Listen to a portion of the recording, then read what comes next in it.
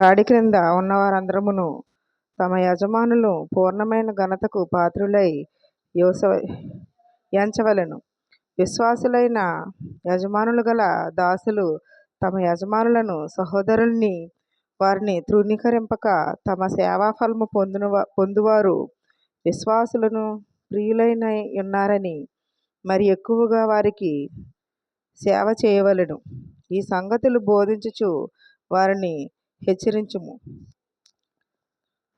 ఎవడైనను మన ప్రభువైన యేసుక్రీస్తు యొక్క హితవాక్యములను దైవభక్తికి అనుగుణ్యమైన బోధను అంగీకరింపక భిన్నమైన బోధను ఉపదేశించిన ఎడల వాడేమీ ఎరుగక తర్కములను గూర్చియు వాగ్వాదములను గూర్చియు వ్యర్థముగా ప్రయాసపడుచు గర్వాంధులగును.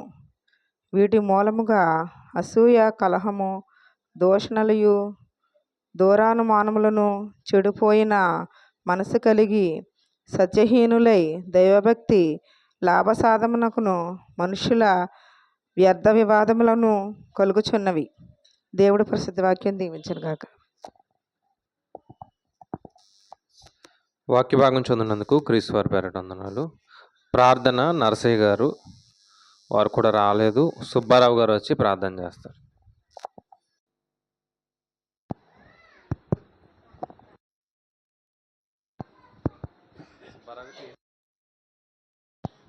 సంతోషమ్మ గారు వచ్చి ప్రార్థన చేస్తారు.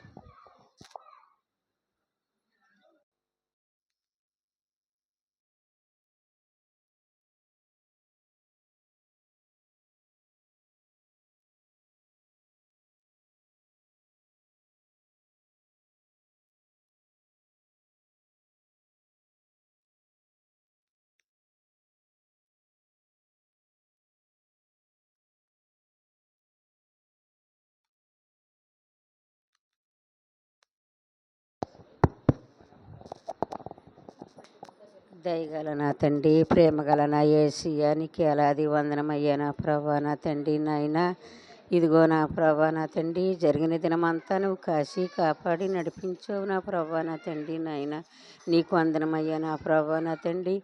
నాయన మా సంఘాన్ని, మమ్మల్ని నా ప్రభా శ్రేమగా నా ప్రభాని అడుగు జడలో నడిపించినందుకు నీకు వందనము నా తండ్రి. ఇదిగో నా ప్రభా ఇంతవరకు నా ప్రభా నా తండ్రి పాటల్లోనూ ఉన్నావు నా ప్రభా నా తండ్రి. చెప్పిన వాచ్యంలో కూడా నువ్వు ఉన్నావని నమ్ముతున్నామయ్యా నా తండ్రి. నాయన నీకు వందనమయ్యా నా ప్రభా నా తండ్రి. నాయన నా తండ్రి నాయన ఈ 41 రోజు నా ప్రభా ఏ రోజు నా ప్రభా తొట్టెల కంట నా తండ్రి నాయన నీ సన్నిధిలో నడిపించినందుకు నీకు వందనమయ్యా నా ప్రభా నా తండ్రి. నాయన ఎవరికి ఏ అవసరాలున్నా నా ప్రభా నా తండ్రి నాయన నీ సజమని రెక్కల కింద దాచుకొని అవసరాలు తీర్చి దేవుడు నువ్వే నా ప్రభా. నువ్వు తప్ప మాకు ఇంకెవరో లేరయ్యా నా తండ్రి. నాయన నీకు వందనము నా తండ్రి. ఇదిగో నా ప్రభా మరి ఆ బిడ్డడికి అయితే ప్రార్థన ఇచ్చారు అయ్యగారు నా ప్రభా నా తండ్రి. ఆ బిడ్డ ఎందుకైతే రాలేదో నా ప్రభా నీకు తెలుసు నా ప్రభా. నీకు సాట్లేంది ఏమీ లేదు నా తండ్రి. నా యేసయ్యా నీకు వందనమయ్యా నా తండ్రి. నాయన ఇదిగో నా ప్రభా నా తండ్రి మరి ఇదిగో ఈ సంఘంలో నా ప్రభా నా తండ్రి ఏ బిడ్డకి ఏ అవసరాలు ఉన్నాయో ఏ అవసరాలు తీర్చు నా తండ్రి. నాయన గర్భఫలం ఇచ్చినండి బిడ్డలకి గర్భఫలం ఈ నా ప్రభా నా తండ్రి. గర్భఫలం లేనండి బిడ్డలకి కూడా నాయన గర్భఫలం దయచేయి నా తండ్రి. నాయన నీకు వందనము నా తండ్రి. నాయన ఇదిగో నా ప్రభా జాబుల కోసం చూసిన బిడ్డలను కూడా నా ప్రభా నా తండ్రి వాళ్ళని తొట్టెల కంట నా ప్రభా జాబుల కోసం ఎదురు చూసి బిడ్డలకు సంతోషం సమాధానం దయచేయి నా ప్రభా. నా యేసయ్యా నీకు వందనము నా తండ్రి. నిన్ను ఎలా శుద్ధించుకోవాలో ఎలా గణపరచాలో మాకు నేర్పు నా ప్రభా. నైనా మేము చీకటి శక్తుల్లో ఉండిపోతున్నాం ప్రభా. నాయన నీలో ఎదుగుదల లేదు నా ప్రభా. నాయన నీలో ఎదుగుదల దయచేయి నా ప్రభా. నా యేసురాజా నీకు వందనము నా తండ్రి. నాయన ఇదిగో నా ప్రభా కైనా నవ్వులిన బిడ్డల్ని తాగిన బిడ్డల్ని మార్చి నా ప్రభా నువ్వు మారుతావని ఎదురు చూస్తున్నానయ్యా నా ప్రభువు నా తండ్రి. నాయన నీకు వందనము నా తండ్రి. నా యేసయ్యా నీకు ఎలాది వందనము నా ప్రభు. నీ కొరకు మొదలు పెడుతున్నాను నా ప్రభా. నాలో నా ప్రభా నా బిడ్డలకి మార్పు రాలేదు నా తండ్రి. ఇంకా మేమేమో చీకటి శక్తుల్లో ఉండిపోయామేమో నా ప్రభా నా తండ్రి. నీ సన్నిధికి దూరం అవ్వకుండా నా కుటుంబం అంతా నీ సన్నిధిలో ఎదుగుదల దయచేయి నా ప్రభా. నా యేసయ్యా నీకు వందనము నా తండ్రి. ఏం కారణం చేత ఉండిపోతున్నారో నాకు తెలియదు, నీకే తెలుసు నా తండ్రి. ఇదిగో నా ప్రభ, నాయన దూరం ప్రాంతం నుంచి అయ్యగారు మాకాతే నా ప్రభ ఏమంది తాగొస్తున్నారో నా ప్రభ, నా తండ్రి నీకే తెలుసు నా ప్రభ. ఆ చెప్పిన వాచ్చులో మీరు ఉండండి నా ప్రభ, నా తండ్రి నాయన.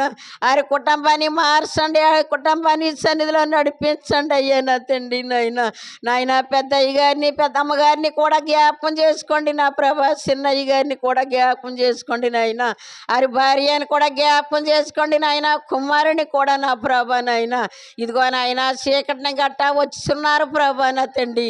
ఆ బిడ్డని నీ కాపుదల ఉంచి నడిపించయ్యా నా తండ్రి నాయన. నువ్వు ఇచ్చిన బహుమాతం అయ్యా నా ప్రభా నా తండ్రి నాయన. నా యేసయ్యా నీకు వందనమయ్యా నా తండ్రి నాయన. అరికలుముల నాటకంట నీ కాపుదల ఉంచి నడిపించి వచ్చిన చాటుకు చేర్చిన ప్రభా నా యేసురాజా నీకు వందనము నా తండ్రి నాయన. మేము అతే పాపిలమి దుష్టులమి దుర్మార్గులు అయ్యా నా ప్రభా. నేను కనపరుచుకోలేకపోతున్నాం ప్రభా నా తండ్రి నాయన. ఇంకా నీలో మేము ఎదుగుతాక సాయం దయచేయి నా ప్రభా. మాకు బలమియ్యి, శక్తి, ఆరోగ్యం దయచేయి నా ప్రభా నా తండ్రి. నా యేసయ్యా నీకు వందనము నా తండ్రి నాయన. ఇదిగో నా ప్రభా నాయన, ఈ సంఘంలో నా ప్రభా నా తండ్రి ప్రతి ఒక్క బిడ్డనే దీవించు, ఆదరించు నా ప్రభా నా తండ్రి. ప్రతి ఒక్క బిడ్డతోటి మాట్లాడు ప్రభా. నువ్వు మాట్లాడి దేవుడు నా తండ్రి నాయన. నువ్వు మాట్లాడితే మేము బతుకుతామయ్యా నా ప్రభా నా తండ్రి నాయన. ఇదిగో మా కష్టాల్లో సుఖాల్లో నా ప్రభా నాయన, శోధనలో నా ప్రభా మమ్మల్ని విడుదల దయచేయి నా ప్రభా నా తండ్రి నాయన. నీకు వందనము నాయన. ఎవరు ఏ తలంపుల మీద వచ్చారో నా ప్రభా నా తండ్రి నాయన నీకే తెలుసు నా ప్రభా నా తండ్రి నాయన. నీకెలాది వందనమయ్యా నా ప్రభా నా తండ్రి నాయన. నీకు లెక్కలేని స్తుతులయ్యా. స్తుతులకి ఓ పాత్రుడా నీకు వందనము నా ప్రభా నా తండ్రి నాయన. ఇదిగో నా ప్రభా నాయన, నా కుమారులు అయితే నా ప్రభా నీ సన్నిధికి నడిపించయ్యా. వాళ్ళ బుద్ధులు మార్చు, జ్ఞానం మార్చు, మారు మనసు దయచేయి నా ప్రభా. నువ్వు మార్చి దేవుడు అయ్యా నా ప్రభా. నువ్వు మారుతావని నమ్ముతున్నాను నా తండ్రి నాయన. ఇదిగో నా ప్రభా నా చిన్న కుమారుడు అయితే నా ప్రభా నా తండ్రి కైనాలో బాంచి పడిపోయాడయ్యా నా ప్రభా నా తండ్రి. నా యేసయ్యా తాగిళ్ళలో కూడా బాంచి పడిపోయిన ప్రభా. తల్లిని పిల్లని లేకుండా బిడ్డలు విడిచిపెట్టిన ప్రభా నా తండ్రి ఆ తిథిలో ఉంటున్నారంటే ఆ తల్లి నలుగురిని ఏకం చేస్తావని నమ్ముతున్నాను నా తండ్రి. నాలో యాదన తీన ప్రభా, బాధలు తీన తండ్రి నాయన. నీకు వందనము నా తండ్రి. ఈ పేదలతో చెప్తే నా ప్రభా నా తండ్రి సాధ్యం లేదు నా ప్రభా. నీతో చెప్తే మేలేని సెలవు ఇచ్చావు నా తండ్రి నాయన. ఎవరితో చెప్పుకున్నావు అర్థమే నా ప్రభా నా తండ్రి నాయన. నా కష్టాల్లో, ఇబ్బందుల్లో, ఇరుకుల్లో, శోధనలో నా ప్రభా నువ్వే ఉండి నడిపిస్తావని నమ్ముతున్నానయ్యా నా తండ్రి నాయన. నీకు వందనము నా తండ్రి నాయన. ఇదిగో నా ప్రభా నువ్వు ఇచ్చినట్టు బిడ్డలని నువ్వే మార్చు నా ప్రభా నా తండ్రి నాయన. నువ్వు మారుతావని నువ్వు ఎదురు చూస్తున్నానయ్యా నా ప్రభా నా తండ్రి నాయన. ఎప్పుడు ఎన్నప్పుడు నా ప్రభా నా తండ్రి నాయన నిన్ను స్తుతించుకుంటే గణపరుచుకుంటే కోపా మాకు దయచేయి నా తండ్రి నాయన. ఈ తిథిలో నడుతున్నామంటే నా ప్రభా నువ్వు ఇచ్చిన కృపే నా ప్రభా నా యేసయ్యా నీకు వందనము నా తండ్రి. ఇంకా నా ప్రభా నీలో ఎదుగుతాక నాకు సాయం చేయి నా ప్రభా. నాకు బలము, శక్తి, ఆరోగ్యం దయచేసి నా తండ్రి నాయన. నేను చేసిన ప్రార్థనలో తప్పులుంటే నన్ను క్షమించయ్యా నా తండ్రి నాయన. ఈ చిన్న ప్రార్థన నీ పాదాల చెంత చేర్చుకుంటావని నేను పాపనై బతిమలాడి వాడికి ఏడుకుంటున్నాను పరి.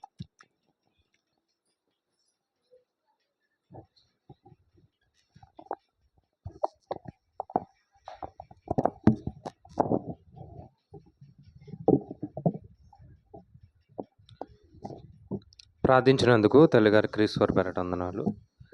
చిన్న ప్రార్థన చేసి వాక్యాన్ని ఆనందం. ఇంకా అవకాశం ఉంటే కొంచెం ముందుకు జరిగి కూర్చోండి. దయ కలిగిన మా కన్న తండ్రి, మీ ఘనమైన ఉన్నతమైన నామను కొందనములు దేవా. మీ యొక్క ఉన్నతమైన కృపను బట్టి మమ్మల్ని కాచి కాపాడిన విధానాన్ని బట్టి తండ్రి వందనములు దేవా.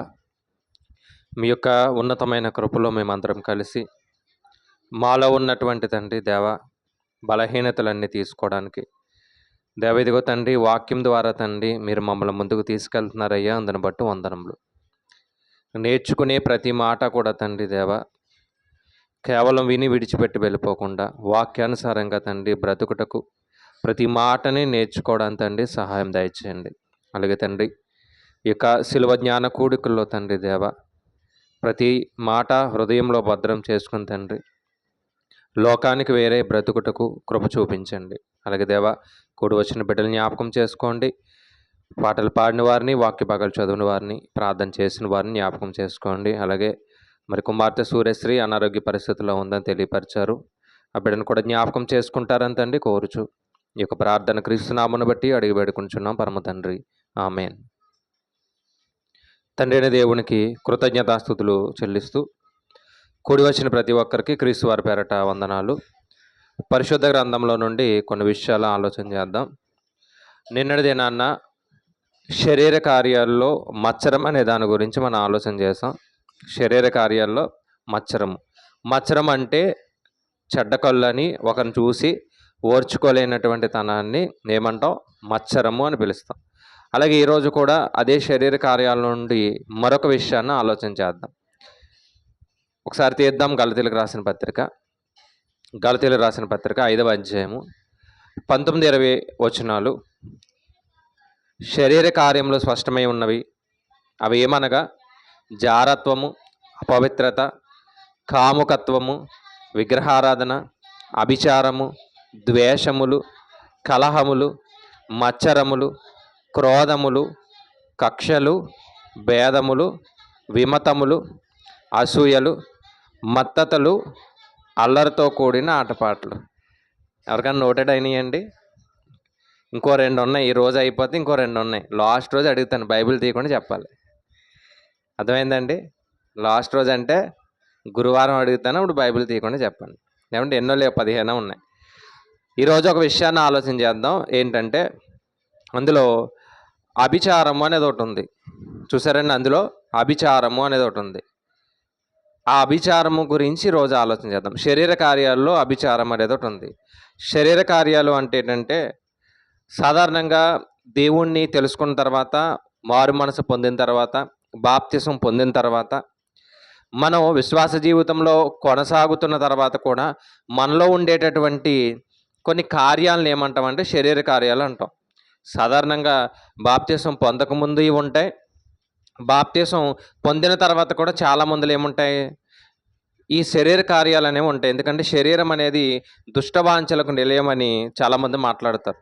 అందుకే ఈ శరీర కార్యాలను ఎప్పుడైతే మనం విడిచిపెడతామో మన జీవితం ఆత్మీయంగా చాలా బలపడుతుంది. కాబట్టి ఈరోజు మనం నేర్చుకునే విషయం ఏంటంటే అభిచారము అనే విషయం గురించి మాట్లాడతాం. అభిచారం అంటే ఏంటి అనేది ఎవరికైనా తెలుసా అండి? ఎవరన్నా అభిచారం అంటే ఏంటి అని మీకు ఏం తెలుసో చెప్తే బైబిల్ ఏం చెప్తుందో నేను ఒకసారి ఆలోచన. అభిచారము చాలా విషయాలు తెలిసినట్టుగా ఉంటాయి కానీ పెద్దగా మనకు తెలియమాట. కానీ ఇవి చేస్తూ ఉంటాం మనం. అభిచారం అనేది ఎక్కువగా చేస్తూ ఉంటాం.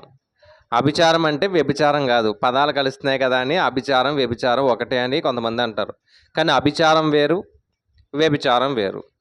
అభిచారం అనే పదాన్ని ఒకవేళ మీ దగ్గర ఉన్న మొబైల్ ఉంటే ఇంగ్లీష్లో చూడండి. శరీర కార్యాలు గలతీలు రాసిన పత్రిక 5:19 ఇంగ్లీష్ బైబిల్లో ఒకసారి చూడండి మొబైల్ ఉంటే. అందులో ఏమని ఉంటుందంటే అభిచారం అంటే ఏంటంటే మాంత్రిక విద్య. అభిచారం అంటే మాంత్రిక విద్య అంటే చిల్లంగితనం. ఇంకా చెప్పండి, మాంత్రిక విద్య, సోది చెప్పించుకోవడం, దెయ్యాల దగ్గర విచారించడం, ఇంకేమన్నా ఉన్నాయండి మీకు తెలిసిన పేర్లు? చేతబడి, ఇంకేం తెలియదండి. నేను చాలా చెప్పాను మీకు. ఏంటంటే దురాత్మల శక్తిని బట్టి సహజంగా జరిగేటటువంటి క్రియలని మనం వేరొక విధంగా చేయడం. అంటే సహజసిద్ధంగా జరిగే క్రియలని ఏంటంటే కొంతమంది నాశనానికి ఉపయోగం చేయడమే ఏంటంటే అభిచారం అంటారు. అందులో చాలా చెప్పాను. ఏంటంటే ఒకటి కర్ణపిశాచుల దగ్గరికి వెళ్ళడం, దెయ్యాల దగ్గర విచారించడం, ఇంకా చేతబడి, చిల్లంగి, ఇంకా కొన్ని పదాలు. అంటే తెలుగు రాష్ట్రాలు అంటాం కదా, తెలుగు భాషా విధానం ఎలా ఉంటుందంటే ఆంధ్రప్రదేశ్లో ఒక విధంగా మాట్లాడతాం, తెలంగాణలో ఒక విధంగా మాట్లాడతాం, అలాగే రాయలసీమలో ఒక విధంగా మాట్లాడతాం. ఒకే పదాన్ని ఆంధ్రులు ఒకలా మాట్లాడతారు, అలాగే తెలంగాణ వాళ్ళు ఒకలా మాట్లాడతారు, రాయలసీమకి వెళ్తే వారు ఒకలా మాట్లాడతారు. మనం ఉదాహరణకు మాట చెప్తా. ఏంటంటే మనం ఎముకలు అంటాం, వాళ్ళు వేరేలా మాట్లాడతారు. అది మనకు బూతులా కనిపిస్తుంది, కానీ అది వాళ్ళకి తగిందన్నమాట. అందుకే భాషా విధానం కొన్ని ప్రాంతాలకు వెళ్ళేటప్పటికి ఏమవుతుంది, మారిపోతూ ఉంటుంది. అలా ఏ పదమైనా కానివ్వండి ఒకటే అర్థం, అభిచారం. దీని గురించి బైబిల్ ఏం చెప్పింది అనేది ఒకసారి ఆలోచన చేద్దాం. దీని గురించి బైబిల్ ఏం చెప్పింది, బైబిల్ ఏమన్నా చెప్పిందా అంటే బైబిల్ చెప్పందంటూ ఏది ఈ భూమి మీద లేదు. బైబిల్ అన్ని విషయాలు చెప్పింది. సహజంగా చాలామంది చేసేవే ఇది. అందులో క్రైస్తవులు కూడా ఈ విషయాల్లోనికి వెళ్ళిపోవడం, క్రైస్తవులు కూడా అంటే అన్యులు పాటించేటటువంటి ఈ పద్ధతులు చాలామంది ఏం చేస్తున్నారు, పాటిస్తూ దురాత్మల్ని పూజించేవారు ఉన్నారు, ప్రేతాత్మలు పూజించేవారు ఉన్నారు, లేదంటే ప్రేతాత్మల్ని ఆరాధించే వాళ్ళు ఉన్నారు. ఇప్పటికీ చాలామంది ఇలాంటి చేసేవాళ్ళు మనకి ఎక్కువగా కనిపిస్తూ ఉంటారు. అప్పుడప్పుడు టీవీ ఛానల్లో కానివ్వండి, ఏమండి కొన్ని న్యూస్లో కానివ్వండి, మనం చూస్తున్నప్పుడు ఏంటి మనుషులు ఇలాంటి వారు కూడా ఉంటారా అంటే వారు కొన్ని శక్తులను పొందుకోవడానికి ఏం చేస్తున్నారంట, ఇలాంటి కార్యాలన్నీ కూడా చేస్తున్నారు. అందుకే దాన్ని ఏమన్నారంటే ఇక్కడ అభిచారము అని పిలిచారు. కానీ ఇవన్నీ కూడా దేవుడి దగ్గరకు వచ్చేటప్పటికి మాత్రం ఏది ఆధిపత్యం అనేది చలాయించలేదు. ఎందుకంటే దేవుని శక్తి ముందు ఏ శక్తి కూడా నిలవలేదు. దేవుని శక్తి చాలా గొప్పది. మిగిలిన శక్తులతో పోల్చుకుంటే, అంటే వాటికి శక్తి ఉంది అని నేను చెప్పను, కానీ కొద్దిగా ప్రేరేపించేటటువంటి గుణం ఎవరికి ఉంది, అపవాదికిని తనతో పాటు తోయబడినటువంటి కొన్ని దూతలు ఉన్నాయి కదా, ఇవన్నీ ఎలా మారిపోయాయంట, దురాత్మల సమూహంగా మారిపోయాయి. అవి ప్రేరేపించినప్పుడు కొన్ని శక్తులుగా పనిచేస్తూ ఉంటాయి. కానీ ఏ శక్తి అయినా కానివ్వండి, దేవుని శక్తి ముందు మాత్రం ఎలా లేదు, విజయాన్ని అయితే ఎప్పటికీ సాధించలేదు. ఎందుకంటే దేవుని యొక్క శక్తి చాలా గొప్పదండి. అది ఆత్మీయ కోణంలో చూసేవారికి మాత్రమే కనిపిస్తుంది, మిగిలిన వారు ఎవరికీ కనిపించదు. ఉదాహరణకు ఒక సందర్భాన్ని చెప్తాను నేను. రాజుల రెండవ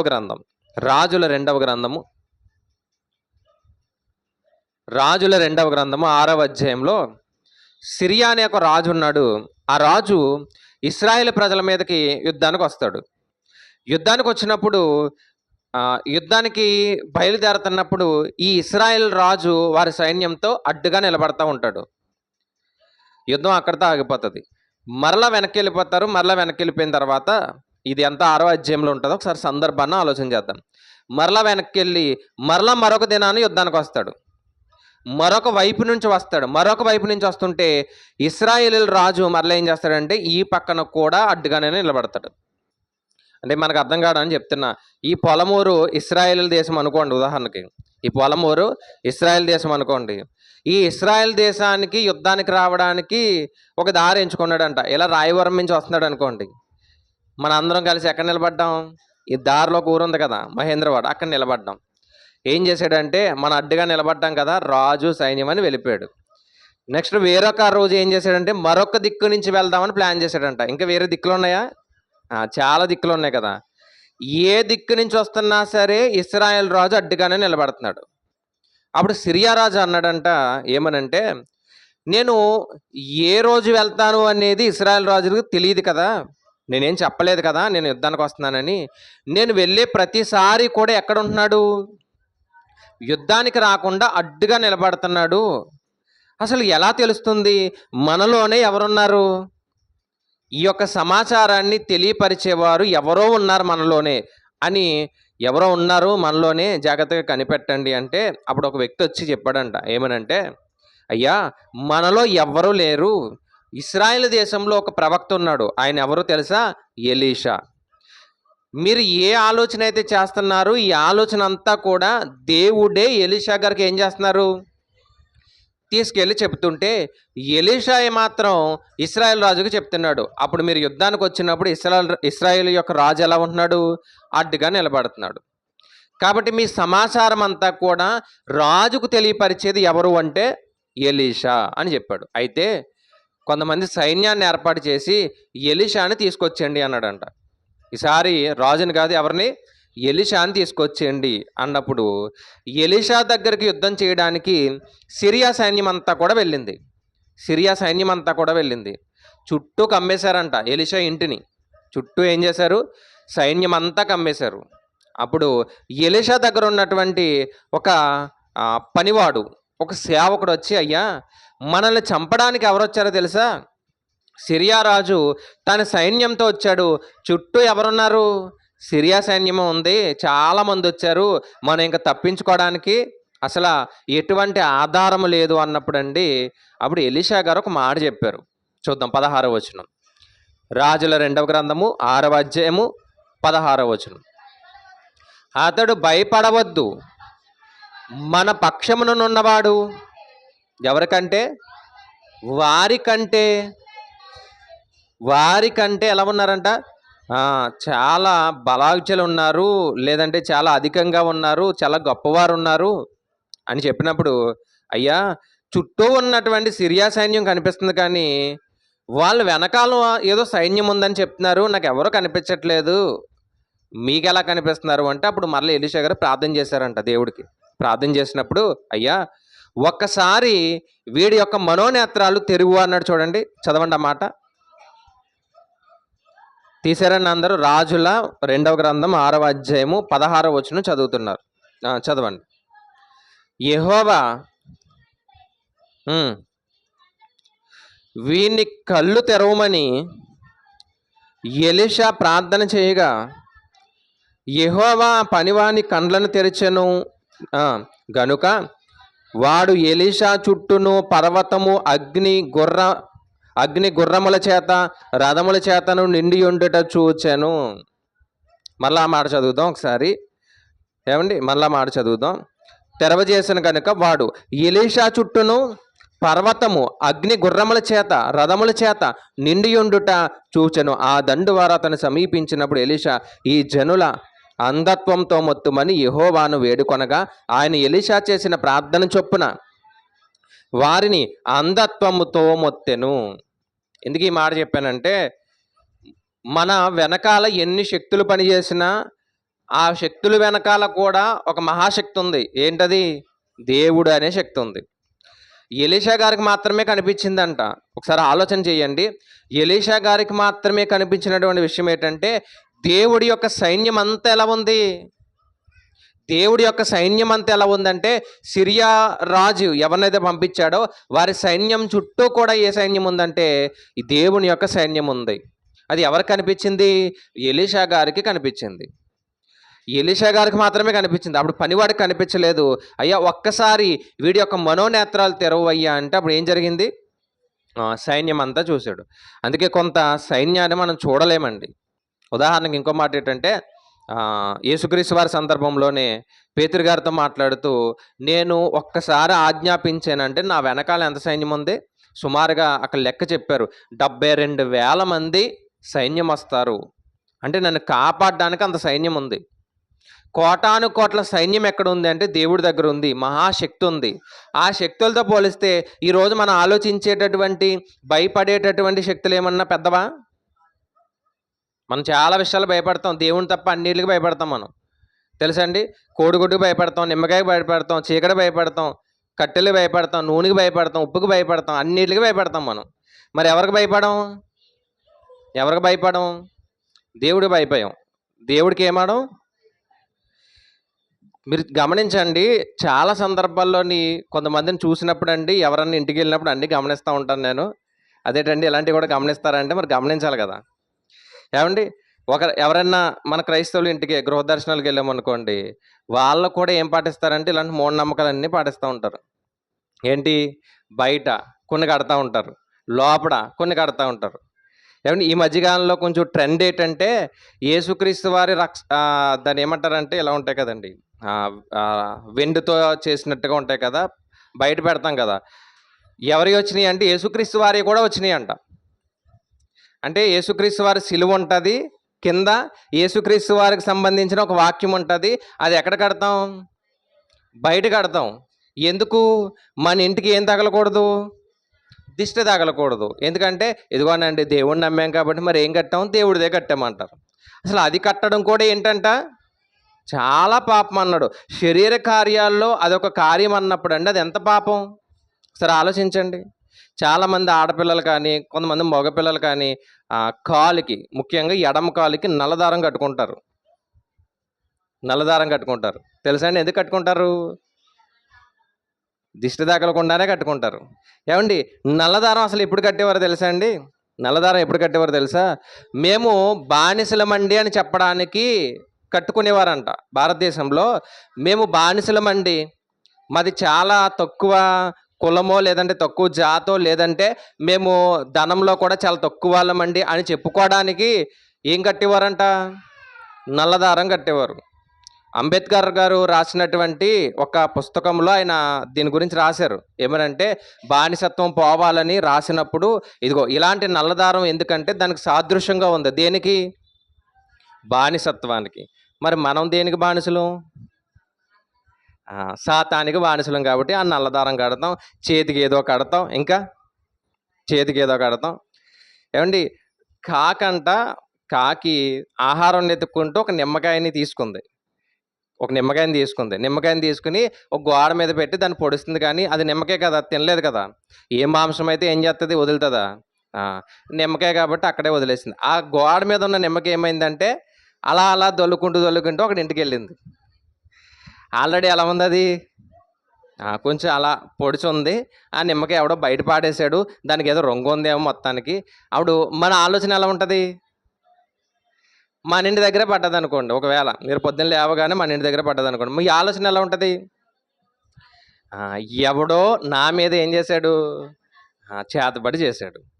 చాలామంది చూడండి, అనారోగ్యం తగ్గట్లేదు అనుకోండి, ఫస్ట్ వచ్చేటటువంటి అనుమానం ఏంటంటే నా మీద ఎవరికో కక్ష పెరిగిపోయింది, నన్ను చూసి ఏంటి ఓర్చుకోలేకపోతున్నారు, అందుకే ఏం చేశారు? మా ఇంటికి వచ్చి తల వెంట్రుకలు పట్టుకెళ్ళిపోయాడు, జుట్టు లేదంటే బట్టలు పట్టుకెళ్ళిపోయాడు. ఏం చేశాడు? మనం కూడా వెళ్తాం కదా, అంటే చేయడానికి కాదులేండి, విడిపించుకోవడానికి. ఏమండి, మనం కూడా వెళ్తాం కదా. మన దగ్గరలోనే ఒకటి ఉన్నట్టుకుంది ఊరు. బాగా చెప్పారు ఎవరో. మన దగ్గరలోనే ఉంది, పెద్ద దూరం ఏం కాదు. ఏమండి, అన్ని చోట్లకి వెళ్తారు. ఎవరు? క్రైస్తవులే చెప్తున్నా, నేను బయట వారి గురించి మాట్లాడతలే. మళ్ళీ వాళ్ళు బాధపడతారేమో అని పైది కూడా తగ్గించమన్నాను నేను. ఎందుకు? అవసరం ఎవరిదంటే మనది, మనమే కదా నేర్చుకోవాలి. అందుకని ఒకసారి ఆలోచించండి. ఇలాంటివన్నీ చేస్తున్నప్పుడు అండి మనం క్రైస్తవ జీవితంలో ఉన్నాము అని మళ్ళీ చెప్పుకోవడం వ్యర్థమేనా? అంతే కదా. ఒక నిమ్మకాయకి భయపడతారు, కోడిగుడ్డుకి భయపడతారు, కొబ్బరికాయకి భయపడతాం, ప్రతి దానికి ఏమవుతాం? ప్రతి విషయానికి కూడా భయపడతా ఉంటాం. చూడండి, ఒకసారి ఆలోచన చేయండి. కొన్ని పుస్తకాల్లో ఎలా రాయబడ్డదంటే, అంటే కొన్ని గ్రంథాల్లో ఎలా రాయబడ్డదంటే చూద్దాం ఒకసారి. నిర్గమకాండము, దీని గురించి ఇంకా క్లియర్గా కొన్ని విషయాలు నేర్చుకుందాం. నిర్గమకాండము 7వ అధ్యాయము 11వ వచనం. 7వ అధ్యాయం 11వ వచనంలో ఫరో దగ్గరికి ఎవరు వచ్చారు అంటే అహరోను, మోషే వచ్చాడు. మోషే గారు ఇద్దరు వచ్చి, మేము దేవుణ్ణి ఆరాధించడానికి మా ప్రాంతానికి మేము వెళ్ళిపోతాం, మమ్మల్ని వదిలేయని, మేము బానిసత్వంలో ఉన్నాం కదా, మమ్మల్ని విడిపించని అడిగాడు. అలా అడిగినప్పుడు ఏం జరిగిందంటే ఒకసారి చూద్దాం. అప్పుడు ఫరో తన విద్వాంసులను, ఎవరినంట? మంత్రజ్ఞులను పిలిపించెను. ఐగుప్తు శకునగాండ్రు కూడా తమ మంత్రముల చేత అలాగూ చేసిరి. ఏంటి, వాళ్ళు కూడా చేశారంట? అవును, వాళ్ళకు కూడా చేశారు. ఏం చేశారు? కర్రను పడేస్తే ఏమైంది? పామైంది కదా. కర్రను పడేస్తే పామైంది. ఏమండి, మరలా ఆ పాము కర్రగా మారిందా? ఎవరికి మారింది? మోషే గారికి మాత్రమే మారింది, లేదా అహరోను గారు, వీళ్ళకే మారింది. మరి అక్కడ ఉన్నటువంటి శకునగాండ్రు ఎవరైతే ఉన్నారో వారికి మారిందా? కానీ వారు మాత్రం ఏం చేయగలిగారు? కర్రని పాముగా చేయగలిగారు, కానీ పాముని ఇది చేసిన వాళ్ళు అది ఎందుకు చేయలేకపోయారు? ఒకసారి ఆలోచించండి. ఇది చేసిన వారు అది ఎందుకు చేయలేకపోయారు అంటే అక్కడ చేసింది వాళ్ళు కాదు, దేవుడే ఫరోని కఠినం చేయడానికి వాళ్ళని వాడుకున్నాడు అంతే. ఇదొక సందర్భం. ఇంకా చూద్దాం ఇంకేం చేశారు. 17వ వచనం.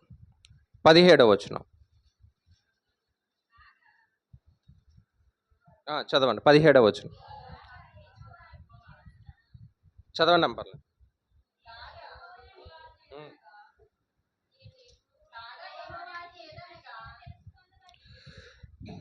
నేను యెహోవాను దీనిని బట్టి తెలుసుకొందునని యెహోవా చెప్పుచున్నాడు, ఇదిగో నా చేతిలోనున్న ఈ కర్రతో నేను ఏటి నీటిని కొట్టుదును, అది రక్తముగా మార్చబడును. ఏటిలోని చేపలు చచ్చును, ఏరు కంపు కొట్టును.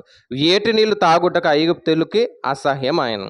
ఇదే పని ఎవరు చేశారు అంటే ఇది మోషే గారు చేశారు. ఇదే పని ఎవరు చేశారు అంటే అక్కడ చదవగలిగితే మోషే గారితో పాటు కూడా ఎవరు చేశారంటే ఏమండి శకున గాండ్రు కూడా ఈ పని చేశారు.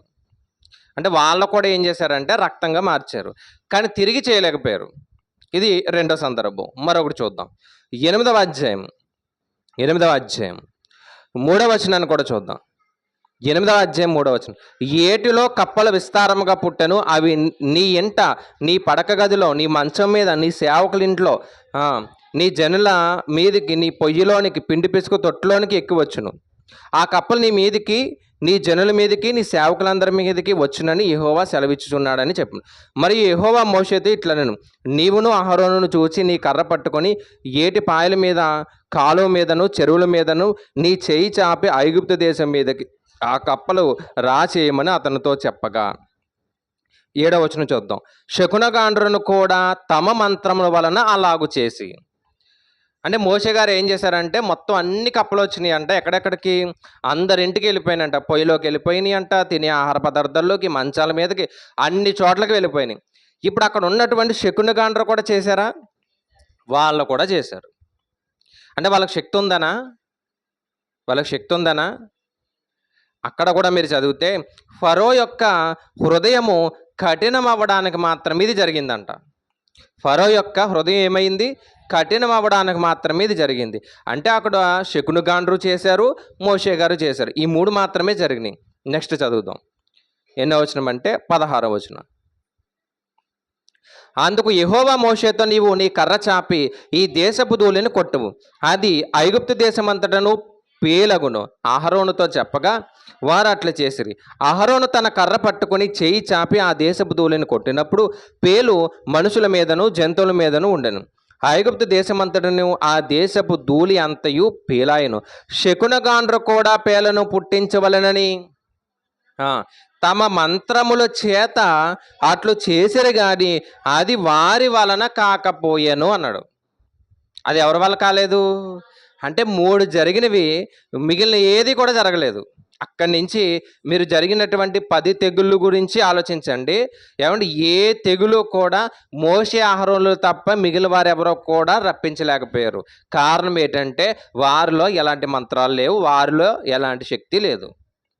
అది కేవలం ఏంటి? ప్రేరేపణ మాత్రమే. అక్కడ ఎలా జరిగింది అంటే దేవుడు ఫరోని కఠినం చేయడానికి మాత్రమే జరిగించాడు. ఇప్పటికి కూడా కొన్ని జరుగుతున్నట్టుగా ఉంటాయి కానీ అవి నిజమేం కాదు. మళ్ళీ చెప్తున్నా, ఇప్పటికీ కొన్ని జరుగుతున్నట్టుగా ఉంటాయి కానీ అవి ఏం జరగవు. ఏ శక్తి కూడా ఒక విశ్వాసిని కానీ ఏమండి ఆత్మ సంబంధమైన ఏ క్రైస్తవుని కానీ ఏమీ చేయలేదు. చీకటైనా మీరు రాత్రికాల సమయంలో తిరుగుతున్నప్పుడు ఎంత చీకటి పడినా చీకటిని చూసి కొంచెం భయపడతామేమో, కానీ అందులో ఏ శక్తి మనల్ని ఏం చేయలేదు. అంటే ఏ శక్తి అంటే ఏదో శక్తి ఉందని కాదు. అపవాదే ప్రేరేపిస్తూ ఉంటాడు. అపవాదే ఎలా చేస్తాడు? అపవిత్రాత్మ ద్వారా ఏం చేస్తాడు? ప్రేరేపించి మనల్ని భయపెడతా ఉంటాడు.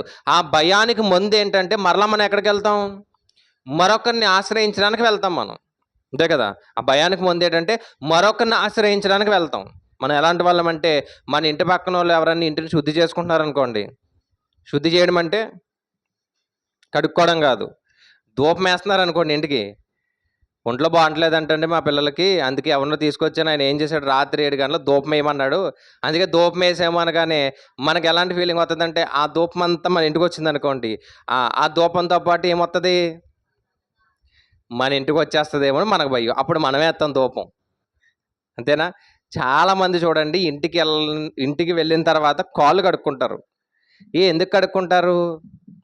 జెన్యున్గా చెప్పండి. గుండె మీద చెయ్యి వేసుకుని చెప్పండి, ఎందుకు కడుక్కుంటారు? కరెక్ట్గా చెప్పట్లేదు ఎవరు. ఎందుకు కడుక్కుంటారంటే కాళ్ళతో ఏమొచ్చేస్తుందంట, మనలోనే 7 దెయ్యాలు ఉంటాయి, అంతే కదా. మరి కాళ్ళు అట్టుకుని రావడం ఎందుకు? సరే, కాళ్ళు అట్టుకొచ్చింది అనుకోండి, అక్కడికి వచ్చిన తర్వాత మీరు కడుక్కున్నారు. ఎక్కడ కడుక్కున్నారు? మీ ఇంటి దగ్గరే కదా కడుక్కున్నారు. మరి అక్కడ ఉండదా? అంటే ఎంత తెలివి తక్కువగా ఆలోచిస్తామంటే, పోనీ ఎక్కడికి అడిగాం? పక్కింట్లో ఏం కడగలేదు కదా, అమ్మ ఇంటి దగ్గరే కడుక్కుని వెళ్తాం. మరి ఎక్కడ వదిలిపోయింది? అక్కడే కదా ఉంటుంది. ఏమండి, ఎందుకు కడుక్కుంటామంటే ఏ దుమ్మో పడుతుందని, అంతే కదా, శుభ్రంగా ఉండాలని, కాలుకి ఎక్కువ మట్టి పడుతుందని. కానీ ఈ ఆలోచనతో ఎప్పుడైతే ఉంటామో జీవితకాలం అంతా కూడా ఏ ఆలోచనతో బ్రతుకుతాం? అదే ఆలోచనతో బ్రతుకుతాం. దానియేలు గ్రంథానికి వెళ్ళినప్పుడు కూడా, దానియేలు గ్రంథంలో కూడా ఇలాంటి వారు చాలామంది ఉన్నారంట. మొదటి అధ్యాయము చూడండి, దానియేలు గ్రంథం మొదటి అధ్యాయం 19వ వచనంలో కూడా, అంతటా రాత్రి యందు దర్శనము చేత దానియేలునకు బయలుపరచబడెను. మొదటి అధ్యాయం 19 చదువుతున్నారు. వారందరిలో దానియేలు, అనన్య, మిషాయేలు, అజర్యా వంటి వారు ఎవ్వరూ కనిపించలేదంట. వారే రాజు సమూహమునందు నిలిచిరి. రాజు వీరి యొద్ద విచారణ చేయగా, జ్ఞాన వివేకముల సంబంధమైన ప్రతి విషయంలో వీరు తన రాజ్యమంతటను శకునగాండ్ర కంటెను, ఎవరితోని? శకునగాండ్ర కంటెను, గారడి విద్య వారి కంటెను 10 అంతలు శ్రేష్ఠులు. అంటే వారు లేరా అంటే వాళ్ళు ఉన్నారు. వారందరికంటే శ్రేష్ఠులు ఎవరు? దానియేలు, షడ్రకు, మేషకు, అబేద్నెగో. 4వ అధ్యాయం చూడండి, 4వ అధ్యాయం, 5వ అధ్యాయం అండి, క్షమించండి, 5వ అధ్యాయం 11వ వచనం, 5వ అధ్యాయం 11వ వచనం. నీ రాజ్యములో ఒక మనుషుడున్నాడు, అతడు పరిశుద్ధుడైన దేవతల ఆత్మలు గలవాడు. నీ తండ్రి కాలములో అతడు దైవ జ్ఞానము వంటి జ్ఞానమును బుద్ధియు తెలివియు గలవాడయ్యుండుట నీ తండ్రి కనుగొనెను. ఎవరైనా? దానియేలు గారు. నెబుకద్నెజరు చనిపోయిన తర్వాత తన కుమారుడు వచ్చాడు. తన కుమారుడి కాలంలో కొంతమందిని పక్కన పెట్టడం జరిగింది. అయితే అక్కడ ఉన్న అధిపతులు చెప్తున్నారు ఏమనంటే, ఒక వ్యక్తి ఉన్నాడు, ఆయన దానియేలు. ఆ దానియేలు ఎలాంటి వాడంటే పరిశుద్ధ దేవతల జ్ఞానం కలిగిన వాడు, అంటే దేవుడి జ్ఞానాన్ని కలిగిన వాడు. మళ్ళీ దేవతలు అంటే ఎవరు? దేవతలు ఉన్నారని కాదు ఇక్కడ, దేవుని జ్ఞానాన్ని కలిగిన వాడు. అలాంటి గొప్పవాడు ఎవరూ లేరు, అంత బుద్ధి కలిగిన వాడు ఎవరూ లేరని చెప్తున్నారు. అంటే వారికంటే జ్ఞానవంతుడు ఎవరిక్కడ? వారు ఉన్నటువంటి జ్ఞానం కంటే ఎవరికి జ్ఞానం ఉంది? అందుకే మనకున్నటువంటి జ్ఞానంతోనంట, మనకున్న శక్తితోనంట సాతానుని మన కాళ్ళ కింద వేసి, బైబిల్లో ఉంది కదా వాక్యం, సాతానుని శీఘ్రముగా మీ కాళ్ళ కింద వేసి తొక్కుతారు. అంటే సాతానుకున్నటువంటి శక్తి కంటే ఎవరికి శక్తి ఉంది? మనకే ఉంది శక్తి. మరి అలాంటి శక్తి కలిగినటువంటి మనం దేనికి భయపడతాం? ఆ పులిహారలో కోసి ఏం చేస్తాం? పిండుకొని నిమ్మకాయ కూడా భయపడతాం మనం, అంతే కదండి. దేనికి భయపడతాం? ప్రతి దానికి భయపడతాం. చూడండి, పొద్దున్నే 9:30కి బయటికి వెళ్తున్నప్పుడు అండి రోడ్డు అంతా ఇవే కనిపిస్తాయి. ఏంటి? ఎంత భయమో తెలుసా? బండితో తొక్కించేసాం అనుకో, అసలు ఎంత భయమో. ఏమండి, అలా ఎదురుగుండా వెళ్తున్నప్పుడు ఒకవేళ కనిపించింది అనుకోండి, ఈ పక్కకి తిప్పేసి మరీ వెళ్తాం మనం. అంటే ఏంటి? ఒక పాడు ఎదురొచ్చినా, అంటే ఒక దేహం, ఒక శవం ఎదురొచ్చినా మనకేంటి? మనకు భయమే. కూడా మోసి వాళ్ళకి భయం ఉండదు, కానీ ఎవరికి భయం? ఇక మనతో వచ్చేస్తుందా ఏంటి? మనతో వస్తుందా? బైబిల్లో ఒక మాట రాయబడ్డది, చనిపోయిన వారంట ఒక్క క్షణంలో పాతాళానికి వెళ్తారు, ఒక్క క్షణంలో పాతాళానికి వెళ్తారని రాయబడినప్పుడు మరలా మనతో ఎలా వస్తారు వాళ్ళు? అంటే అదంతా ఏంటంటే మన ప్రేరేపణ. ఎవరు పెడుతున్నారు ఇది? అపవాది పెట్టే ప్రేరేపణ. చూపించినట్టుగా చూపిస్తాడంట, మనతో మాట్లాడినట్టుగా చేస్తాడంట, చివరికి మనల్ని కూడా ఏం చేస్తాడు? అది ఆలోచనలోనే తీసుకెళ్తాయి. ఇదంతా ఎవరి ప్రేరేపణ అంటే కేవలం సాతాను ప్రేరేపణ. దీన్ని బట్టి మనం ఏం తెచ్చుకోకూడదు? ఏం తెచ్చుకోకూడదండి? మన ఇంటికి, మన ఒంటికి ఏం చేయకూడదు?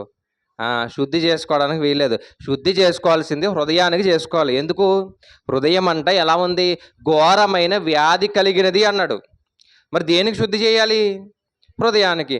మరి దేనికి చేస్తాం మనం? దేనికి? ఆ ఇంటికి కూడా చేస్తాం, బయట అన్నీ కడతా ఉంటాం మనం ఇంటి చుట్టూ. అందుకే పాత నిబంధనలో కొన్ని విషయాలు చెప్పారు. చూద్దాం ఒకసారి పాత నిబంధనకు వెళ్ళి లేవీకాండం 19వ అధ్యాయం చూద్దాం. లేవీకాండం 19వ అధ్యాయం 31వ వచనం. లేవీకాండం 19వ అధ్యాయం 31వ వచనం.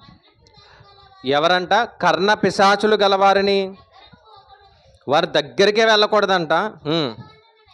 శోధగాండ్రని వెతికి వారి వలన అపవిత్రత కలుగు చేసుకొనకూడదు. నేను మీ దేవుడైన యెహోవాను అన్నాడు. ఎక్కడికి వెళ్ళకూడదు? కర్ణ పిశాచుల దగ్గరికి వెళ్ళకండి అన్నాడు. శోధగాండ్రను వెతికి ఎక్కడికి? వారి దగ్గరికి వెళ్ళకండి.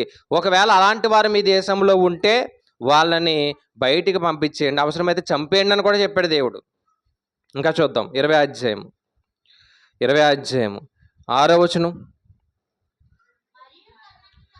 మరియు కర్ణపిశాచి గలవారితోనూ శోధిగాండ్రతోనూ వ్యభిచరించుటకు, అంటే వారితో కలిసి మాట్లాడటమే దేవుని దృష్టిలో ఏంటి? పాపం. వారితో కలిసి కొన్ని నిర్ణయాలు తీసుకోవడం ఏంటి? పాపం.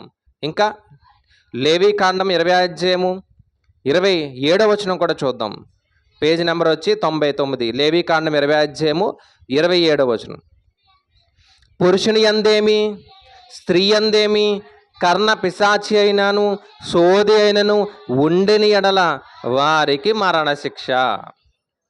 అంటే వారిని ఏం చేయాలంటే రాళ్లతో కొట్టి చంపాలి, తమకు శిక్ష తామే కారకులు. అలాంటి వారు ఒకవేళ ఉంటే, స్త్రీలలో కానీ పురుషుల్లో కానీ వారితో కలుసుకున్న వారు ఒకవేళ ఉంటే వారిని ఏం చేయాలి? రాళ్లతో కొట్టి చంపాలి. కానీ మనం ఎక్కడికి వెళ్తాం? ఇంకా చూద్దామండి. ఇంకా లేవీకాండంలో ఏముందో చూద్దాం. ద్వితీయోపదేశకాండం చూద్దాం. ద్వితీయోపదేశకాండము 18వ అధ్యాయము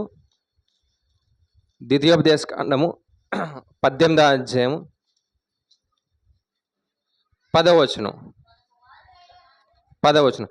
తన కుమారునైనను అగ్నిగుండము దాటించువానినైనను శకునము చెప్పు సోదిగానినైనను మేఘశకునములు కానీ సర్పశకునములు కానీ చెప్పువానినైనను చిల్లంగి వానినైనను మాంత్రికునైనను ఇంద్రజాలకునైనను కర్ణ పిశాచి నడుగువానినైనను దెయ్యముల యొద్ద విచారణ చెయ్యువానినైనను మీ మధ్య ఉండనీయకండి అన్నాడు. తీసారా అందరూ? మనకు అవసరం కాబట్టి మళ్ళా చదువుతాం. ద్వితీయోపదేశకాండము 18వ అధ్యాయము 10వ వచనం, 161వ పేజీ, పాత నిబంధన 161. మళ్ళా చదువుదాం. ఏంటంటే తన కుమారుని కానీ కుమార్తెని కానీ అగ్నిగుండం దాటించేవారు కానీ, నెక్స్ట్ శకునము కానీ సోది కానీ మేఘ శకునములు కానీ సర్పశకునములు కానీ చెప్పువానితో మన ఉండకూడదు అన్నాడు. ఇంకా అలా చదివితే చాలా చెప్పాడు ఆయన. చాలామందిని పిల్లల్ని ఏం చేస్తారు? దాటించే వాళ్ళు ఉన్నారండి. ఒకవేళ మనలో లేకపోవచ్చులేండి, ఎందుకంటే దాటిస్తే తెలిసిపోతుంది పాస్టర్ గారికి. ఎందుకంటే కాళ్ళు ఏమైపోతాయి? కాలిపోతాయి కాబట్టి తెలిసిపోతుంది. కాబట్టి అది తీసేద్దాం. ఇంకా ఉన్నాయి. తర్వాత ఏముందంటే శకునము చెప్పు సోదిగానినైనను మేఘ శకునములు కానీ సర్పశకునములు కానీ, ఈ మాత్రం బాగా పాటిస్తాం. మేఘ శకునములు అంటే ముహూర్తాలండి, అంతే. దేని చూసి చెప్తారు? మేఘం అంటే ఏం లేదండి, ఆకాశాన్ని చూసి ముహూర్తాలు చెప్తారు కదా. ఎక్కడికి వెళ్తాం? వివాహం చెయ్యాలన్నా అక్కడికి. ఏమండి? నెక్స్ట్ ఏ కార్యక్రమమైనా ఎక్కడికి వెళ్తాం? ఎవరి దగ్గరికి వెళ్తాం? ఆయన దగ్గరికి వెళ్తాం. ఒక ఆయన ఉంటాడు కదా మనకి, ఆయన దగ్గరికి వెళ్తాం.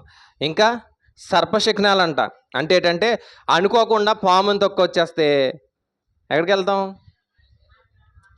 ఆ పాము మనల్ని ఏం చేసింది? పగబెడుతుంది. పగబెట్టిన తర్వాత ఇంటికి వస్తుంది.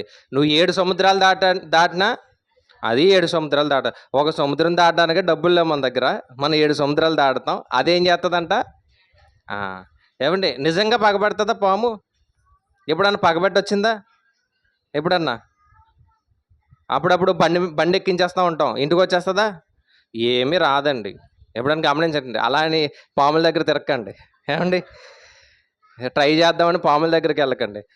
అలా వెళ్ళి ఏం చేస్తాం తెలుసా? మంత్రించినటువంటి గింజలు తెచ్చుకుంటాం. మనం తెచ్చుకొని ఎక్కడ కట్టుకుంటాం? చేతికో కాలుకో కట్టుకొని కొన్ని ఏం చేస్తాం?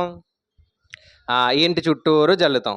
జల్లిన తర్వాత పాము ఏం చేస్తుందంటే అక్కడ వరకు వచ్చి ఎక్కడైతే గింజలు వేసామో అక్కడ చూసి అమ్మో ఇక్కడ అగ్ని ఉందని చెప్పేసి వెనక్కి తిరిగి వెళ్ళిపోద్దంట. ఎప్పుడు చూడలేదు నేను అలాగ. మరి అంటే ఎక్కడ వరకు వెళ్ళిపోతున్నామంటే మనం ఎక్కడి వరకు వెళ్ళిపోతున్నాం? ఏమంటే ఎక్కడికి వెళ్తున్నాం? ఇక్కడికేనండి, చిన్న కార్యక్రమం ఉంది, షాపింగ్కి వెళ్తున్నానండి, వస్తువులు కొనుక్కోవడానికి వెళ్తున్నానండి అన్నట్టుగా వెళ్తాం ఒకవేళ అడిగారంటే.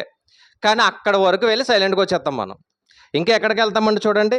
ఇంకా చదువుదాం. ఇంకెక్కడికి వెళ్తామంట?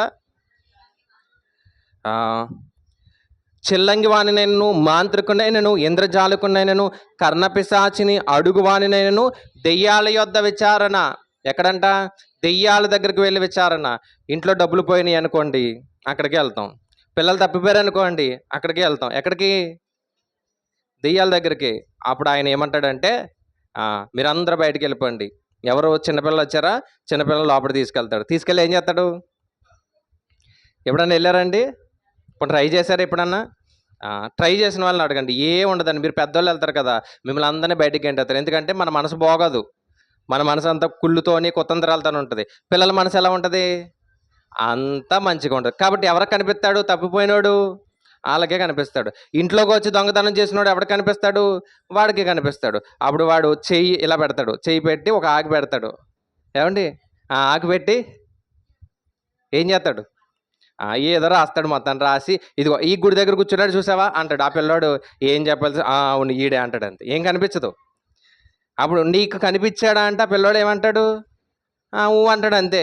అదే మనమైతే చెప్తాం కదా, నాకు ఏం కనిపించలేదని. అందుకే మనం రానివ్వరు. అలా అన్ని కేసులు సాల్వ్ అయిపోతే పోలీసులు అందరూ పిల్లల్ని ఎక్కడ తీసుకెళ్ళాలి? అక్కడికే తీసుకెళ్ళి, ఇదిగో అండి డబ్బులన్నీ పోయినాయి, మరి ఏం చేద్దాం? ఇదిగో మా పిల్లని కూర్చోబెడతాను, ఎవడో దొంగతనం చేశాడో చెప్పండి అని చెప్తారు కదా. ఇది ఏమీ జరగదండి. ఇది అంతా ఏంటంటే వారు సంపాదించడానికి వాళ్ళు ఏం చేశారు?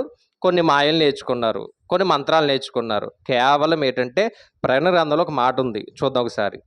ప్రకటన గ్రంథము 18వ అధ్యాయం 22, 23 వచనాలు చదవండి. ప్రకటన గ్రంథము 18వ అధ్యాయం 22. నీవు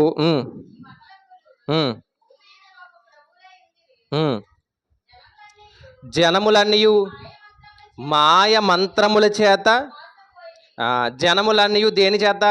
మాయ మంత్రముల చేత మోసపోయారు. అంతే. అక్కడ చెప్పారు కదా, దెయ్యాల దగ్గరికి వెళ్తారంట, విచారిస్తారంట. ఇంకెక్కడికి? అన్ని చోట్లకి వెళ్తారంట, విచారిస్తారంట.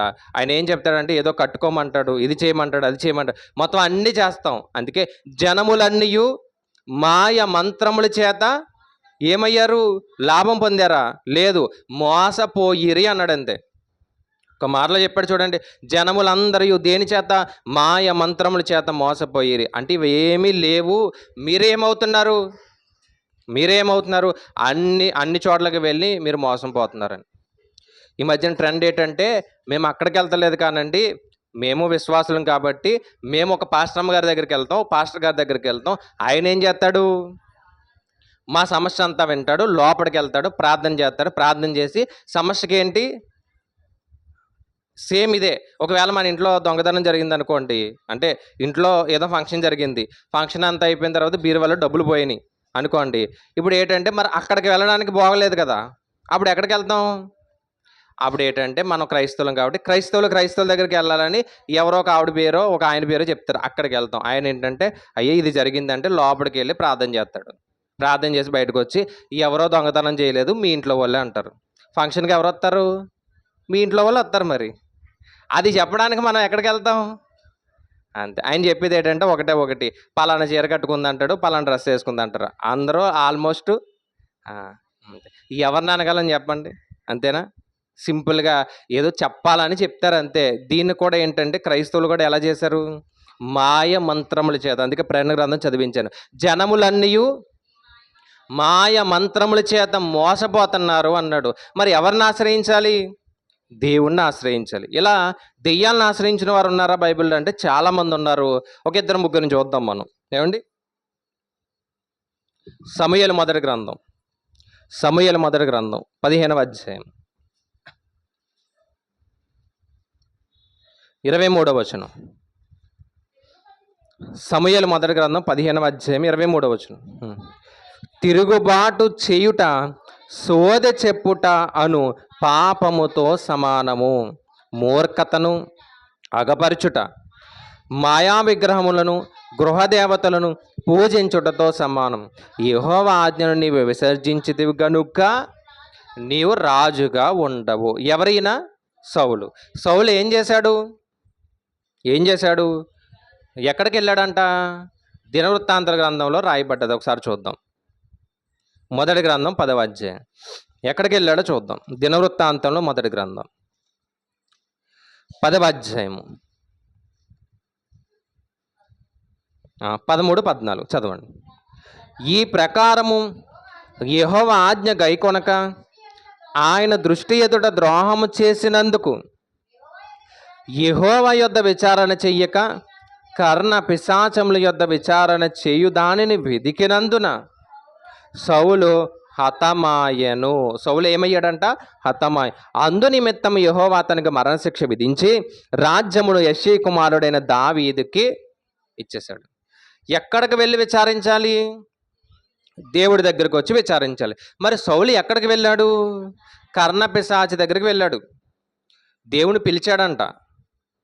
దేవుని పిలిచాడు, దేవుడు మాట్లాడలేదు. తెలుసా అండి? దేవుని పిలిచినప్పుడు దేవుడు మాట్లాడలేదు. దేవుడు మాట్లాడట్లేదు కాబట్టి ఎక్కడికి వెళ్ళిపోయాడు? కర్ణ పిశాచులు ఎవరైతే ఉన్నారో ఒక స్త్రీ ఉంది అక్కడ, ఆ స్త్రీ దగ్గరికి వెళ్ళి విచారించాడు. ఆ స్త్రీ దగ్గరికి వెళ్ళి విచారించాడు మాట. దేవుడు ఎందుకు మాట్లాడలేదు అంటే ఆయన చేసిన తప్పును బట్టి దేవుడు మాట్లాడలేదు.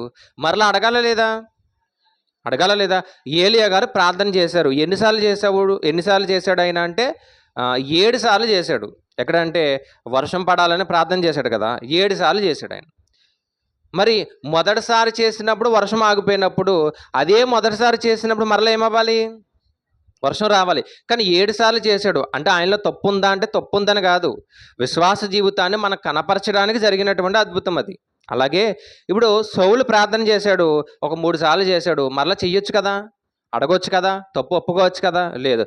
మరలా ఎక్కడికి వెళ్ళిపోయాడు? చాలామందికి అనారోగ్యం వచ్చినప్పుడు అండి దేవుణ్ణి అడగరండి. ఎక్కడికి వెళ్ళిపోతారు? మళ్ళీ పాడు చేయడానికి ఒకడు ఉంటాడు. ఏమండి, ఎన్ని మందులు వేసినా తగ్గట్లేదంటే అప్పుడు అంటాడు మాట, నీ మీద ఎవరో ఏం చేశారు?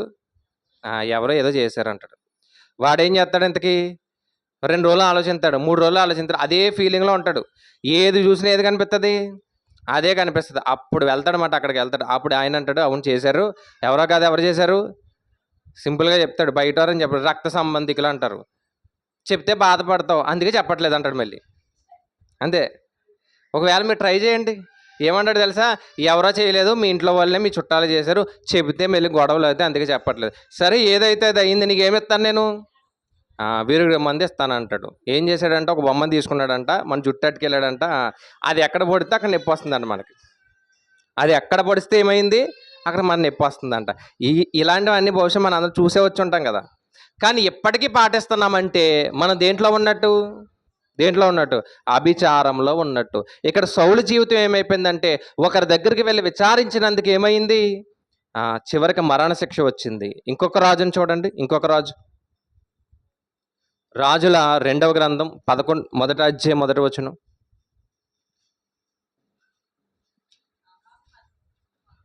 చదవండి. రాజుల 2వ గ్రంథం అండి, 1వ అధ్యాయం 1వ వచనం.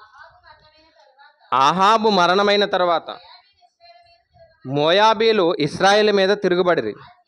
అహజ్యా షోమ్రోనున్న తన మేడగది కిటికీలోండి కింద పడి రోగి అయి, మీరు ఎక్రోను దేవతయగు బయల్జెబూబునొద్దకు పోయి ఈ వ్యాధి పోగొట్టుకొని నేను స్వస్థపడుదునో లేదో విచారించుడని దూతల్ని పంపించాడంట. ఒక రాజు ఉన్నాడు, రాజు పేరేంటి?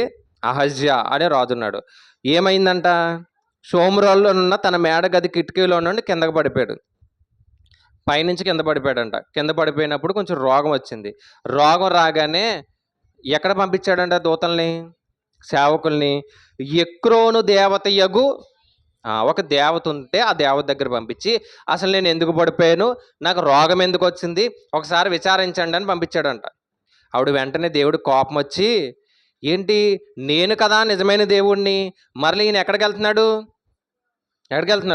మరొక దేవత దగ్గరికి వెళ్తున్నాడు. ఏలియా నువ్వు వెళ్ళి చెప్పయ్యా అంటే ఏలియా వెంటనే వెళ్ళి పరిగెత్తుకుని వెళ్ళి చెప్పాడు, ఇదిగో నిజమైన దేవుడు యెహోవా కదా, జీవం గల దేవుడు యెహోవా కదా, నువ్వు మరలా విచారించడానికి ఎక్కడికి వెళ్తున్నావు? ఒక దేవత దగ్గరికి వెళ్తున్నావు. అయితే దేవుడు ఒక మాట చెప్పాడు, అది చెప్పేసి వెళ్ళిపోతానని చెప్పాడు. ఏంటా మాట అంటే, ఇదిగో నిశ్చయముగా నువ్వు చచ్చిపోతావు అన్నాడు. అంతేనా? చూద్దాం ఒకసారి. ఎన్నో వచనం అండి? 4. కాగా యెహోవా సెలవిచ్చింది ఏమంటే, నీవెక్కిన మంచం మీద నుండి దిగి రాకుండా నీవు నిశ్చయముగా నువ్వు విచారించుంటే మంచం నుంచి దిగొస్తావు. విచారించకుండా ఎవరి దగ్గరికి వెళ్ళి విచారించో? దేవత దగ్గరికి వెళ్ళి విచారించు. కాబట్టి నువ్వు ఎక్కిన మంచం దిక్కుండా అక్కడే చచ్చిపోతావు అన్నాడు అంతే. భయపడ్డాడు, కానీ ఏమండి ఎక్కిన మంచం దిగకుండా చనిపోయాడు. కారణం ఏంటంటే ఎవరి దగ్గర విచారించాడు? దేవత దగ్గరికి వెళ్ళి విచారించాడు. చనిపోయాడా? చనిపోయాడు. ఎవరు చెప్పారని అడిగితే ఏలియా అనే ఒక ప్రవక్త చెప్పాడు అంటే చివరికి చనిపోయాడండి. దేవుడు చెప్పినట్టుగానే చనిపోయాడు. అందుకే సమస్య ఏదైనా కానివ్వండి ఎవరి దగ్గర తీసుకురావాలి? దేవుడి దగ్గర తీసుకురావాలి. నువ్వు దేవుడి దగ్గర కాకుండా ఎక్కడికైనా సమస్యను తీసుకెళ్ళావు అంటే నువ్వు దేవుణ్ణి నమ్మట్లేదు. ఒక్కడే దేవుడు అనే విషయాన్ని నువ్వేం చేయట్లేదు? నమ్మట్లేదు కాబట్టి నువ్వు విచారణ చేయడానికి మరొక వ్యక్తి దగ్గరికి వెళ్ళావు. చివరికి నీ జీవితం ఏమైంది? పాడైపోయింది. ఇంకొక రాజు ఉన్నాడు, ఆ రాజు గురించి కూడా చూద్దాం. దినవృత్తాంతంలో 2వ గ్రంథం 33వ అధ్యాయము 6వ వచనం.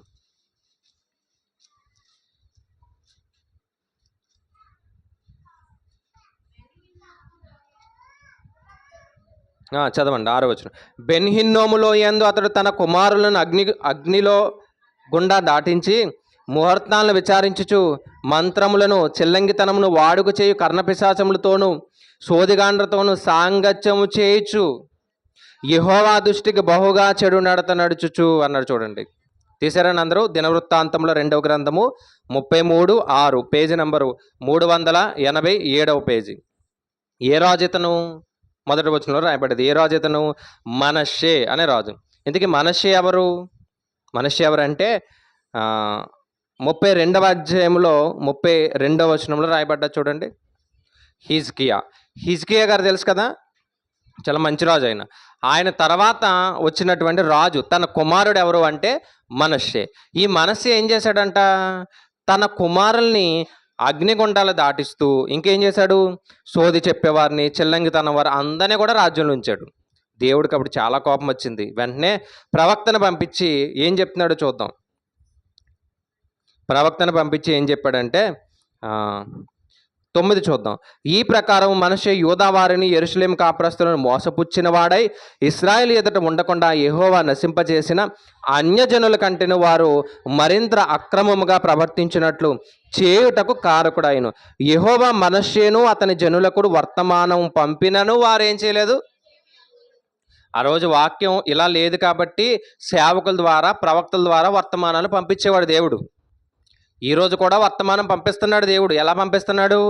ఇదిగో ఇలా ఆదివారమనో, శిలువ జ్ఞాన కూడికలనో, శుక్రవారం ప్రార్థననో, ఇలా ప్రార్థనలో వాక్యం ద్వారా ఏం పంపిస్తున్నాడు? వర్తమానాన్ని పంపిస్తున్నాడు. కానీ రాజు ఏం చేశాడు చూడండి, 10వ వచనం.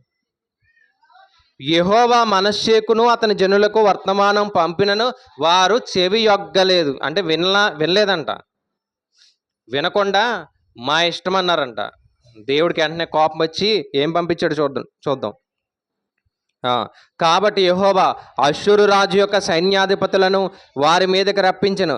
మనష్షే తప్పించుకొని పోకుండగా వారు అతన్ని పట్టుకొని గొలుసులతో బంధించి అతని బబులోనుకు తీసుకెళ్ళిపోయారు. ఒక రాజు వచ్చి తీసుకెళ్ళిపోయాడు మొత్తానికి చెరకి.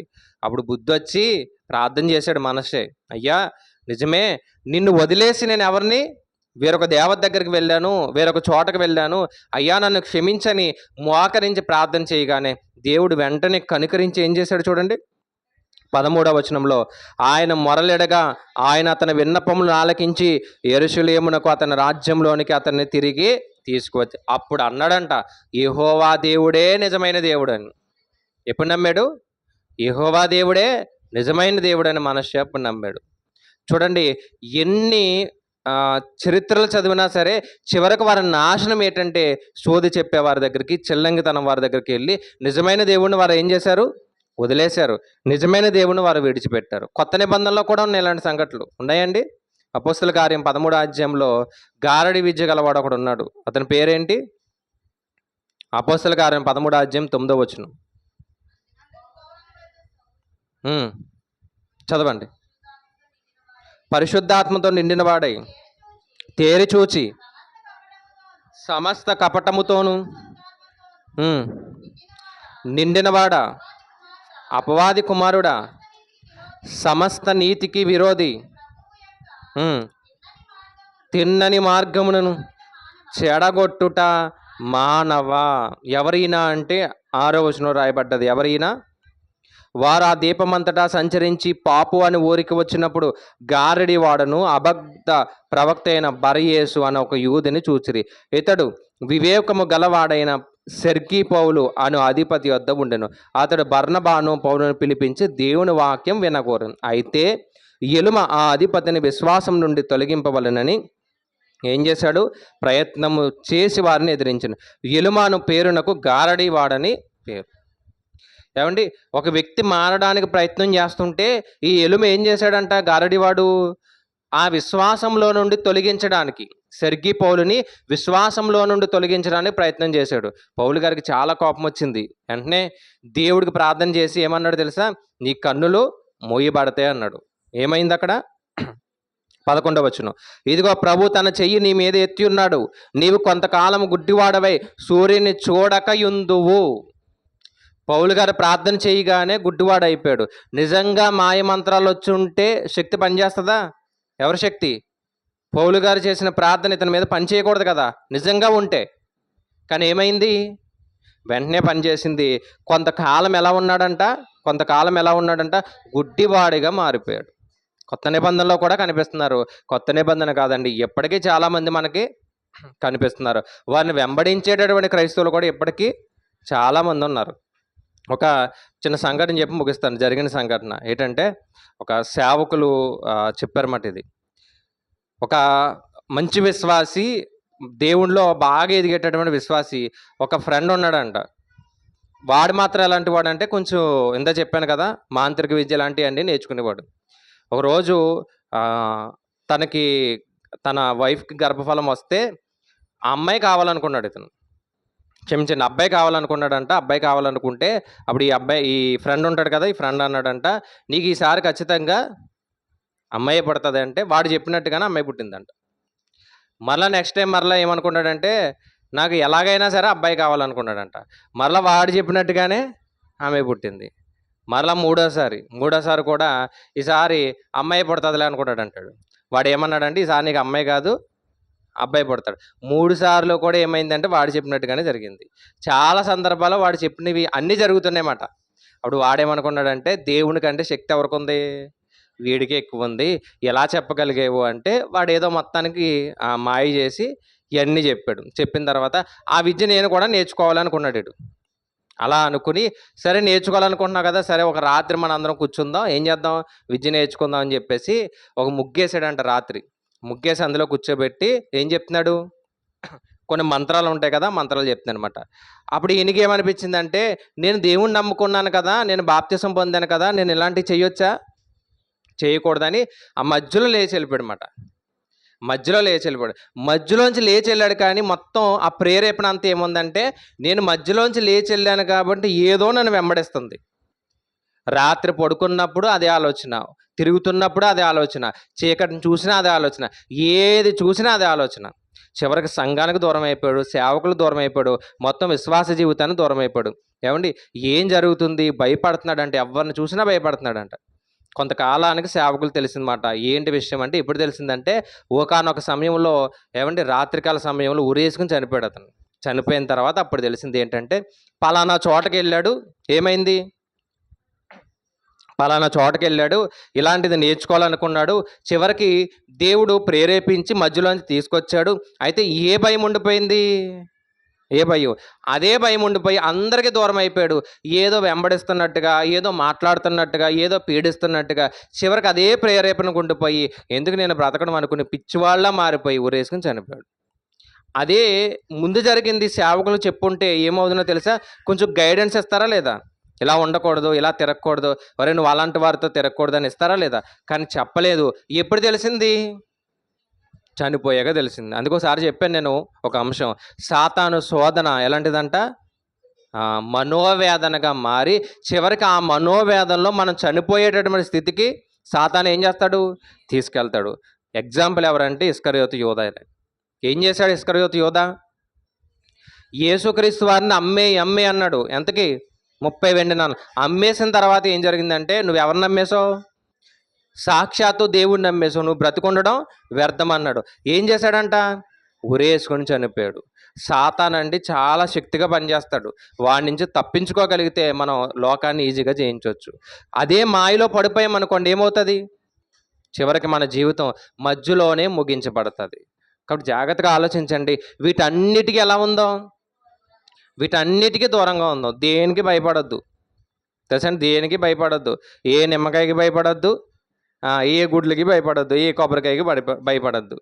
దేనికి భయపడాలి? అంతే, దేవునికి తప్ప ఎవ్వరికి భయపడొద్దు. ఎందుకు దేవునికి భయపడాలి? ఎందుకు దేవునికి భయపడాలి?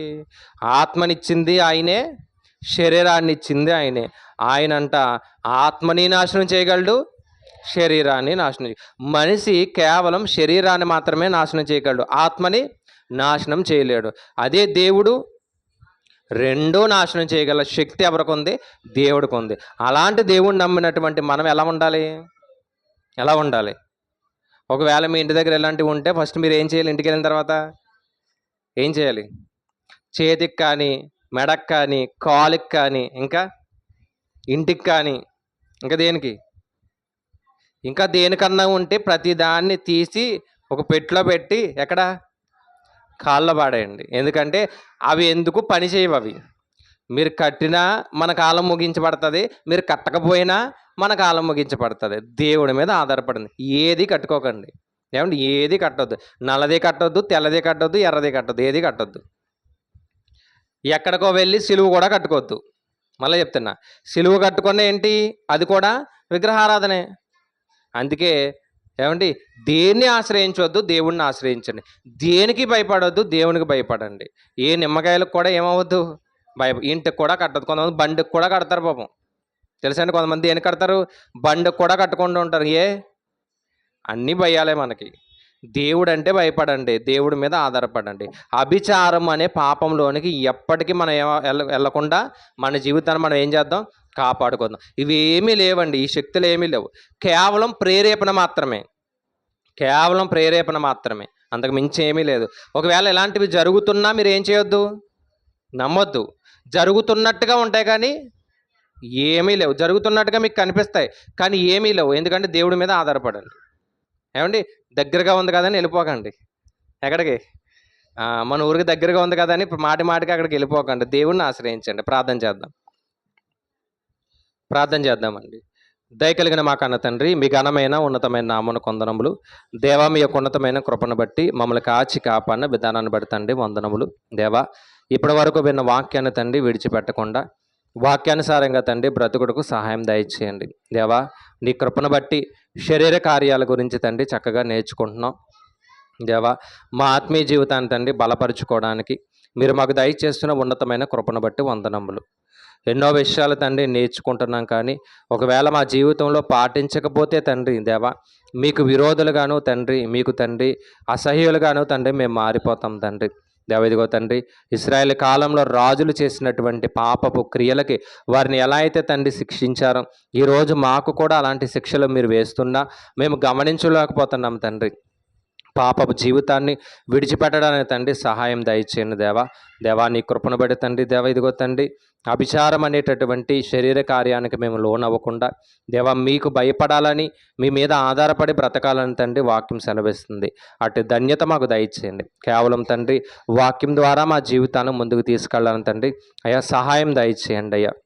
అలాగే తండ్రి, అనారోగ్య పరిస్థితుల్లో ఉన్నవారికి దేవ ఆరోగ్యాన్ని దేవ దయచేయండి. బలహీనంగా ఉన్నవారిని బలపరచండి. ఈరోజు రాలేకపోయిన వారిని తండ్రి దయతో మన్నించండి. దేవా, మీ కృపను బట్టి దేవ రేపటి దినాన్ని జరగబోతున్నటువంటి అయ్యా శిలువ జ్ఞాన కూడుకుల్లో దేవా మీరు మాకు తోడుగా ఉండండి. దేవ, ఇదిగో తండ్రి, ఈ యొక్క కార్యక్రమాలు తండ్రి మీకు మహిమకరంగా మా యొక్క కుటుంబాలకి దీవెనకరంగా జరుగుటకు తండ్రి కృప చూపించండి. అలాగే తండ్రి దేవా, మరి బలహీనపడినటువంటి బిడ్డలు దేవా నరసయ్య గారిని జ్ఞాపకం చేసుకోండి, డేవిడ్ రాజు గారిని జ్ఞాపకం చేసుకోండి. అలాగే తండ్రి, మరి సూర్యశ్రీ కూడా తండ్రి అనారోగ్య పరిస్థితిలో ఉందని తెలియపరిచారయ్యా. బిడ్డను కూడా ముట్టి స్వస్థపరచండి, బిడ్డకు కూడా ఆరోగ్యాన్ని దేవ దయచేయండి. ఇక్కడ ఎవరైతే తండ్రి బలహీనంగా ఉన్నారో, అనారోగ్య పరిస్థితులు ఉన్నారో వారికి తండ్రి స్వస్థత తండ్రి మీరు దయచేయండి. అలాగే దేవా, మరి పరీక్షలు రాస్తున్నటువంటి బిడ్డలు ఉన్నారు తండ్రి, వారికి మీరు తోడుగా ఉండండి అయ్యా. దేవ ఇదిగో తండ్రి చక్కగా తండ్రి వారు రాసి దేవ ఇదిగో తండ్రి మరి పాస్ అవ్వడానికి తండ్రి కృప చూపించండి. దేవ ఇదిగో తండ్రి వారికి జ్ఞాపక శక్తిని దేవ దయచేయండి. ఉద్యోగాల కొరకు తండ్రి ప్రయాసపడే వారికి తోడుగా ఉండండి. వివాహాల కొరకు తండ్రి ప్రయాసపడే వారికి తండ్రి మీ చిత్తాన్ని జరిగించండి. అలాగే తండ్రి దేవ గర్భఫలాలు పొందుకున్న వారిని బట్టి వందనములు. దేవ గర్భిణీ స్త్రీలను జ్ఞాపకం చేసుకుని ఆరోగ్యాన్ని ఇవ్వండి. గర్భఫలాలు లేని వారికి తండ్రి దేవ మీరు గర్భఫలాలు తండ్రి దయచేయండి. ప్రతి ఒక్కరిని దీవించి ఆశీర్వదిస్తారని తండ్రి కోరుచు ఈ యొక్క ప్రార్థన క్రీస్తు నామమును బట్టి అడిగి వేడుకుంటున్నాం పరమ తండ్రి. ఆమేన్.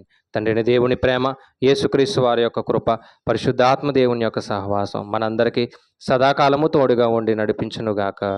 ఆమేన్. ఆశీర్వాదంబుల్ మా మీద వర్షింపచేయుమిషా, ఆశతో నమ్మియున్నాము నీ సత్య వాగ్దానము.